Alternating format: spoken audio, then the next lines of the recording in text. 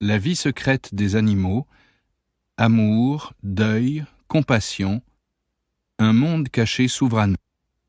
De Peter Wohlleben. Traduit par Lise Deschamps, lu par Thibaut de Montalembert. Il faisait très chaud en ce jour de l'été 1996. Pour nous rafraîchir, ma femme et moi avions installé dans le jardin une petite piscine à l'ombre d'un arbre.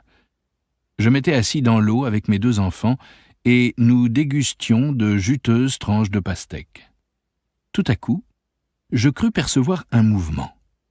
Une boule couleur de rouille faisait des bonds dans notre direction, entrecoupés de brèves pauses. « Un écureuil !» s'exclamèrent les enfants. Mais la joie céda vite la place à une vive inquiétude, car au bout de quelques pas, l'écureuil bascula sur le côté. Il devait être malade, et quand il se fut encore un peu avancé, je distinguai une grosse tumeur dans son cou. Il s'agissait de toute évidence d'un animal souffrant, peut-être même très contagieux. Et il se dirigeait lentement, mais sûrement, vers notre piscine. Je m'apprêtais déjà à battre en retraite avec les enfants, quand la scène prit un caractère attendrissant. Ce que j'avais pris pour une tumeur était en réalité un bébé, accroché au cou de sa mère, tel un col de fourrure. Celle-ci n'était donc pas loin d'étouffer, et avec la canicule, ses maigres inspirations ne lui permettaient de faire que quelques pas avant de chavirer d'épuisement, à bout de souffle. Les mères écureuils prennent soin de leur progéniture jusqu'au sacrifice. En cas de danger, elles traînent leurs petits de cette façon pour les mettre en lieu sûr. Elles n'épargnent vraiment pas leur peine, car, selon les portées, ce sont jusqu'à 6 bouts de chou qu'il leur faut ainsi transporter l'un après l'autre, cramponnés à leur cou.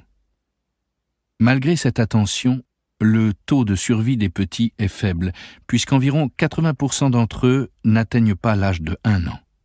Une seule nuit peut leur être fatale, alors que, de jour, ils sont capables d'échapper à la plupart des prédateurs. C'est durant leur sommeil que la mort frappe les lutins roux.